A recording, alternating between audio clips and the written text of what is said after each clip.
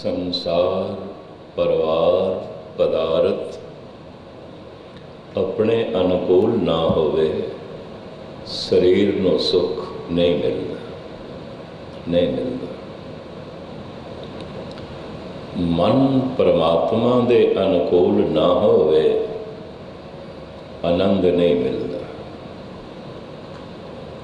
मिलिया होया सुख पदार्थ तो, परिवार तो, संसार तो रोज़ रोज़ घट के दुख बन जाता है। अगर मन परमात्मा दे अनुकूल हो गया, आनंद रोज़ रोज़ वधदा जाएगा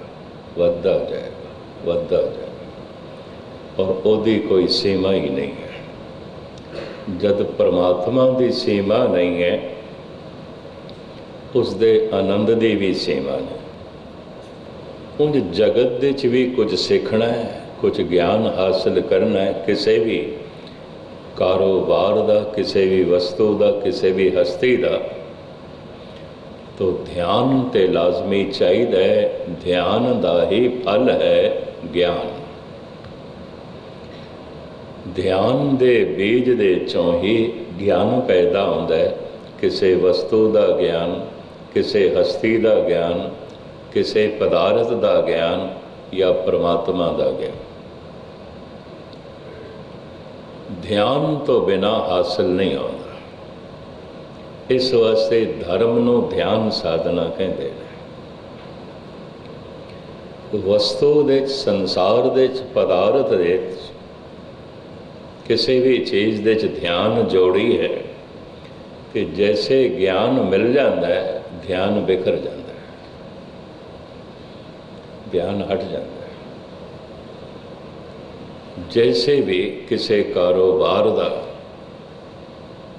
गड्डी चलाने का, स्कूटर चलाने का, साइकिल चलाने का, किसी भी मशीनरी के चलाने का, किसी भी वस्तु के इस्तेमाल करने का जो है ढंग का पता चल जाता है, ज्ञान हासिल हो जाता है, ध्यान बिखर जाता है, पूरा ध्यान नहीं रहता। पर जैसे जैसे ध्यान परमात्मा दे जुड़ता है, ध्यान बिखरता नहीं है। क्यों? ज्ञान कभी पूरा नहीं होता ही नहीं। कारण परमात्मा असीम है। कोई न जाने तेरा केता केवड़ चीरा। चीरा चोला, तेरे चोले का पता नहीं चलता। तू कित्थों शुरू होना है, कित्थे खत्म होना है, कुछ नहीं। ना तू नाप दे चाहना है, ना तू तोल दे चाहना है। अतुल क्यों तोलिया जाए, ते ना ही तेरे गुण गिणती दे चाहते ने। अंत न सिफती कहन ना अंत। बंदे कोल ये पैमाने तिन ने, नाप लेना, तोल लेना, गिण लेना। जिन्हों मैं पूरा तोल लिया है, वो असीम नहीं है, बेअंत नहीं है। जिन्हों मैं पूरा नाप लिया है, वो असीम नहीं है, बेअंत नहीं है। जिन्हों मैं अपनी गिणती दे पूरा ले आया, वो असीम नहीं है, बेअंत नहीं है। ध्यान बख्शना। ध्यान परमात्मा दे बिखरदा ही नहीं। क्यों? गिणती पूरी नहीं होती। बहुता कहिए, बहुता होए, होर हो ही जाता, होर हो ही जाता। ना तोलिया जाता, ना नापिया जाता, ना गिणिया जाता। इस वास्ते ध्यान रोज़ रोज़ गहरा होंदा जाएगा, ज्ञान रोज़ रोज़ उच्चा होंदा जाएगा, उच्चा होंदा जाएगा। सारे संतां कोल रास्ते होवेगा, पर फिर भी मैं अर्ज करा, हर संत की गहराई अपनी अपनी होवेगी, उचाई अपनी अपनी होवेगी।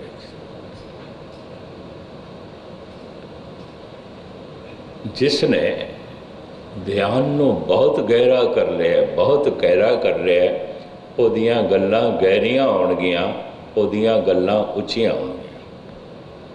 इस संबंध भारत के ऋषि मुनि अवतार जितने गहरे गए ने, मिडल ईस्ट के चारें अवतार इतने गहरे नहीं गए। गुस्ताखी माफ मूसा, ईसा, जरदरस ते मुहम्मद सा। कारण उन्होंने बहुत गहराई नहीं मिलती। आम समाज के जैसे नियम आते ने इस तरह ही बनाए गए ने। 4 आज्ञा बनाई गई ने, 4 दुख जो है मन ले गए ने और शरा शरीयत का पाबंद कर दिता गया है। बहुत कोई गहरियां गल्लां नहीं ने, जिवें कोई कानून का ग्रंथ पढ़े भी ये करना है तो ये नहीं करना। ऐसा तुहानूं भारत के ऋषि मुनि नहीं कहणगे, ये भी मैं अर्ज कर। जैसे मिडल ईस्ट के अवतार कहते ने दुख का जन्म है पाप तो, ते दुख किवें मिटेगा? पाप नूं मिटाओ, दुख मिट जाएगा। ते पाप किवें मिटेगा? पुण्य नाल मिटेगा। गुरु ग्रंथ साहब ते नहीं मनते, पुण्य नाल नहीं मिटदा। तुसीं हैरान होवोगे, गुरबाणी कहती है पाप पुण्य दोए एक समान, एको जिहा। पुण्य नाल पाप नहीं मिटदा। मनुख पाप क्यों करता है? लोभ वस होके। तो जे लोभ वस होके ही पुण्य कीता है तो थले बुनियाद तो एको ही हो गई ना। ध्यान न लेना। पाप मनुख क्यों करता है? हंकार करके। तो जे पुण्य भी हंकार करके कीता, तीरथ बर तर दान कर मन में धरे गुमा। पुण्य भी हंकार करके कीता। पाप मनुख क्यों करता है? वासना करके। तो जे पुण्य भी कीता वासना करके, कामना करके, तो गुरबाणी कहती है पाप पुण्य दे फर्क ही है। एक पाप मनुख दे कोलों पाप कराई जा रहे है ते दूजा भी पाप उहदे ते पुण्य दी मोहर लग रही है। होंदा ओ कर्म भी पिया है, लोभ करके, काम करके, अहंकार करके। हुण मैं फिर दोहरा दियाँ, सारे मिडल ईस्ट के अवतार, मध्य पूर्व के अवतार कहते ने दुख का जन्म पाप तो है। पाप किवें मिटेगा? पुण्य करके मिटेगा। जीवन भर मनुख दुखी रहिंदा है, इहदा मतलब पाप जीवन भर चलते हैं। भारत के ऋषि मुनि अवतार ते गुरु कहते ने अगर पाप तो दुख पैदा होता है तो मनुख पाप करता ही क्यों है? क्यों करता है? दुख मनुख की मंग नहीं है, दुख मनुख की चाहत नहीं है, दुख मनुख की लोड़ भी नहीं है। तो जे दुख पाप तो पैदा होता है, ऐसा गुरबाणी नहीं कहती कि पाप तो सुख पैदा होता है। दुख तो पाप तो पैदा होता है, पर पाप एक फुल की तरह है जिहदे चों दुख का फल पैदा होता है। पाप बीज की तरह नहीं है। इन्हों बड़े ध्यान नाल लेना। दुख का बीज पाप नहीं है, दुख का फुल हो सकता है। जैसे एक बीज फुल तक पहुँचे तो फिर फुल दे चों फल निकले। तो बीज की है अज्ञान, अज्ञान, ना समझे, पता ही नहीं। इतना पता चल जाए ये जहर है, मनुख नहीं पींदा, नहीं पींदा। बच्चे नूं अजे नहीं पता कि अग मेरा हाथ जला देगी। 1 साल का 6 महीने का मासूम बच्चा, उन्होंने नहीं पता अग का। चंचल मत बारिक बपरे की सर्प अगन कर मेले। वो सप दे मूँह च भी उंगल देंदा, वो अग दे च भी हथ पांदा। पर जिस दिन इसनों पता चल जाता है सप दे मूँह च मैं उंगल देती तो मैं खत्म हो जावांगा, कट खाएगा। जे अग दे च मैं हथ पाया तो मैं जल जावांगा। जिस दिन उसनों ज्ञान हो जाता है अग दे च हथ नहीं पाता। ये ज्ञान तो उसनों मिल जाता है, जहर है नहीं पीनी, ये सप है ये मूँह दे च उंगल नहीं देनी, वड्डे होके पता चल जाता है। ये अग है मैं हथ नहीं पाना, जल जाता है। पर ये नहीं पता चलता कि ये पाप है, इस चो दुख पैदा होगा, नहीं पता चलता। पाप मनुख करता है, पाप समझ के नहीं, ये भी महज करते हैं। जहर मनुख पींदा है ना समझी करके, अग दे च हथ पांदा है अज्ञान करके। जिस दिन ज्ञान हो जाता है फिर अग दे च हथ नहीं पांदा। अवतार मना करते हैं, हथ न लाई कुसंबड़े जल जासी ढोला, अग दे च हथ ना पाए जल जाएगा, जल जाएगा। जहर जहर है, सप सप है, अग अग है, पता चल जाता है, हथ नहीं पांदा। पाप भी अग है, पाप भी जहर है, एक पता नहीं चलता, पता नहीं चलता। बल्कि पाप करदियां रस आउंदा है, अगर पाप करन दी सफलता मिल गई है, ये भी मैं खुशी मिल जाती है। पर ये खुशी इंज है, मिठा करके काया कौड़ा उपजया सो। फिर पाप ते अज कीता सी, पाप दा बीज ते अज बोया सी, ते फल किधरे महीना 2 साल बाद फली बहुत होया। तो विचकार गैप है बीज बोण दा ते फल तक पहुँचण दा। तो बंदे नूं पता ही नहीं चलता ये दुख क्यों है। तो फिर ईश्वर नूं दोषी ठहरांदा, मैं मेरे को दुख ने, दुख ने। अगर दुख ने तो फिर तू कुछ बीज बोया है, बीज बोया। पर मैं दुखां दा बीज क्यों बोया? अज्ञान करके, अज्ञान करके। और मैं फिर दोहरावां, मुहम्मद साहब, ईसा, मूसा और जरदरस्त, ये 4 अवतार मिडल ईस्ट दे च होए ने। उन्हां दियां 4 प्रमाणिक किताबां ने, तौरात है, अंजील है, कुरान है, बाइबल है। ये सारे दे सारे कहंदे ने दुख पाप तो पैदा होता है। ठीक है, पैदा तो पाप तो होता है। फिर ये पाप किवें मिटेगा? पुन नाल मिट जाएगा। इसनों गुरबाणी नहीं मनती, इसनों भारत का कोई भी संत नहीं मनता। अगर दुख पाप तो पैदा होता है तो फिर मनुख पाप करता ही क्यों है? क्यों करता है? पाप फुल है जिहदे चों दुख का फल पैदा होता है। पाप दुख का बीज नहीं है, दुख का बीज है अज्ञान। अज्ञान, अज्ञान अंधेरा है। तो ये किवें मिटेगा? ज्ञान नाल मिटेगा, ज्ञान नाल मिटेगा। तो ज्ञान की प्राप्ति किवें होवेगी? ध्यान नाल होवेगी, उंज नहीं होवेगी, नहीं होवेगी। बड़े ध्यान नाल सुन लेना इसमें। मेरे को दुख है तो गुस्ताखी माफ, फिर मेरे को पाप है। तो पाप क्यों है? मेरे को अज्ञान है।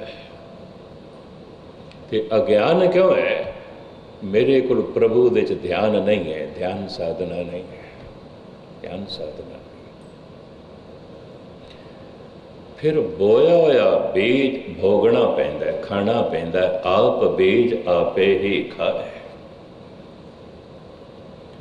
हुण दूसरा नुकता भी ले लो, इसनों बड़ी गहराई ना लेना तो पकड़ दे आ जाएगी गल। जैसे जैसे ध्यान परमात्मा दे च जुड़दा है, याद परमात्मा दे च जुड़दी है, अपनी याद भुलदी है, अपने तो ध्यान हटदा है।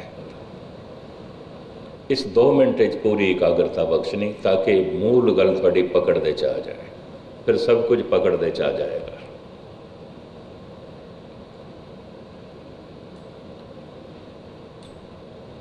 परमात्मा दे च जैसे जैसे मनुख ध्यान जोड़दा है, अपने तो ध्यान हटदा है। जैसे जैसे परमात्मा दे च ध्यान गहरा होंदा है, ज्ञान मिलता है, वैसे वैसे अपनी याद मिटती जा रही है, अपने तो ध्यान हटता जा रहा है। जिस दिन ध्यान शिखर ते पहुँच जाता है, अपना ध्यान तो बिल्कुल हट जाता है, अपनी याद नहीं रहिंदी, तो फिर की होंदा है, अपने विच ते दुख सन, वो दुख याद नहीं रहता, अपने विच ते चिंतावां सन, बहुत कुछ ऐसा सी जो मैं चाहता सी ए होवे, ए होवे, ए होवे, उहदे च ध्यान ही नहीं रहा। परमात्मा दा ध्यान सब कुछ तो ध्यान हटा देंदा है, सब कुछ भुला देंदा है।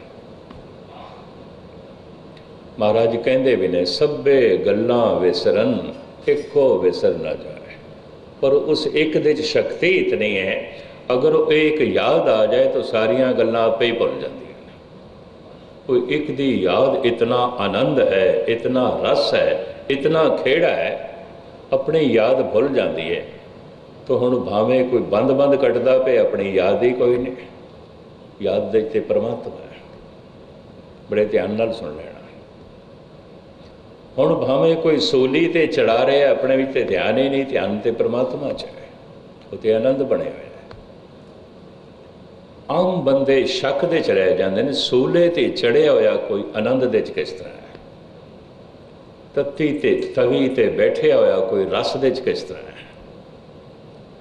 इनू पूर्ण सच्चाई लेना, रंचक मात्र शंका न करना।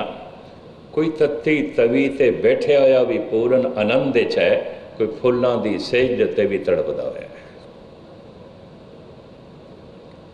कोई सूली ते टंगिया होया भी पूर्ण आनंद दे च है, कोई मखमली गदेलियां ते बैठे होया भी जलदा पे।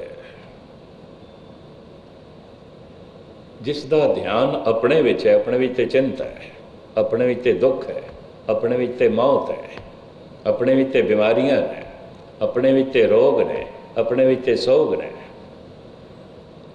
अपने विच ते औगण ने। जो अपनी याद दे च बैठा है, दुख दे च बैठा है, चाहे सारी सृष्टि का राजा ही क्यों ना होए। जो परमात्मा की याद दे च बैठा है, बड़े आनंद दे च बैठा है, भावें तत्ती तवी ते ही क्यों ना बैठा होए, भावें सूली ते ही क्यों ना टुके। इसे नूं गुरु अर्जन देव जी महाराज कहते हैं, बड़े ध्यान नाल सुन लेना। से नंगे नए नंग थानों दिसदे पे होणगे, बस्ता टूटी चौक झोंपरी चीर सब जन्ना, इहदे ते कपड़े पाटे हुए। इतनी निक्की जी झुग्गी च रहिंदा पिया। कुछ बड़े बड़े दार्शनिक लोगों ने लिखे, हैरान हो जाते हैं, एक झुग्गी च बैठा इतने आनंद दे च, एक पाटे हुए कपड़ियां च बैठा इतने आनंद दे च। दरअसल अपनी याद दे च नहीं बैठा, अपनी याद च होवे तो दुखी हो जाएगा, फिर तो झुग्गी औखा करेगी, फिर तो पाटे हुए कपड़े परेशान करेंगे, फिर तो बेसवादा भोजन बड़ा दुखी करेगा। अपनी याद ही नहीं है, याद परमात्मा की, अपने च ध्यान ही नहीं है, परमात्मा दे च ध्यान है। तो जब परमात्मा दे च ध्यान है तो ज्ञान भी परमात्मा का है। परमात्मा का ध्यान अपने तो ध्यान हटा देता है, हटा देता है। माँ जद कबीर नूं कहती है, तू बहुत थोड़ा काम करदा है, इहदे नाल थोड़े पैसे आउंदे ने, इहदे नाल घर दी उपजीविका नहीं चलती, ज़्यादा काम करिया कर। कबीर कहन, माँ अजे मेरा ध्यान ऐसा पक्का नहीं है कि कम करदियां होया मैं अपने ध्यान ਨੂੰ परमात्मा च जोड़ सकां। अजय मेरी मत पकी नहीं, जब लग तागा बाहों बेही, तब लग बिसरे राम सने। जब मैं कपड़ा बुनदा तो ध्यान मेरा ਇਹਦੇ ਚ हो जाता है, तो ध्यान परमात्मा तो हट जाता है। हुण मैं फिर जो है अर्ज करा, जितना अपने विच ध्यान गहरा होवेगा वो मनुख उतना ही चिंतातुर होवेगा, उतना ही चिंता। ध्यान अपने विच जितना गहरा होवेगा उतना ही दुखी होवेगा। क्यों?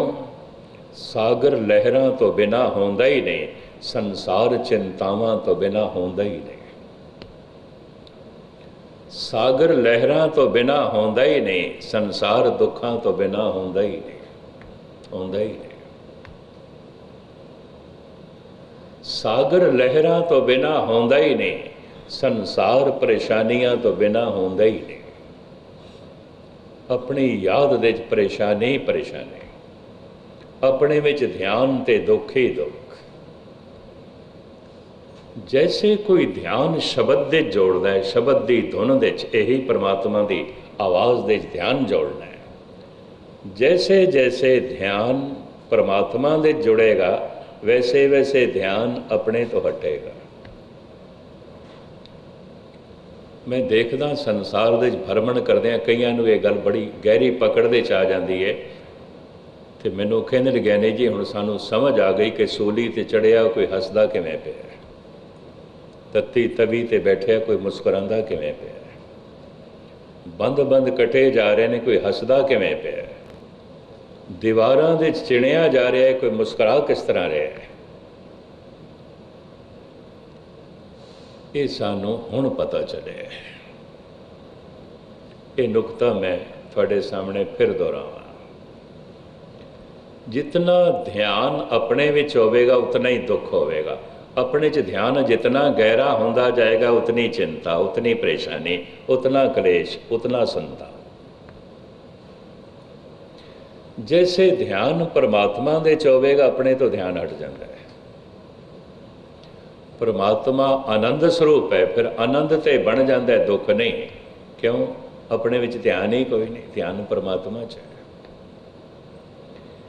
इनों विद्वान इंज भी कहते हैं, जितना कोई मनुख ध्यान परमात्मा दे जोड़ता है और जोड़ी जाता है उतना परमात्मा ते प्रगट हो ही जा रहा है, मनुख मिटदा जा रहा है, मिटदा जा रहा है। ये दूजा रूप में बयान कर रहा। उतनी मिकदार दे परमात्मा प्रगट होंदा जा रहा है जितनी मिकदार दे ध्यान परमात्मा दे जुड़दा जा रहा है, तो उतनी मिकदार दे अपना आप मिटदा जा रहा है जितने मिकदार दे अपने तो ध्यान हटदा जा रहा है, हटदा जा रहा है। ज्ञान दा सागर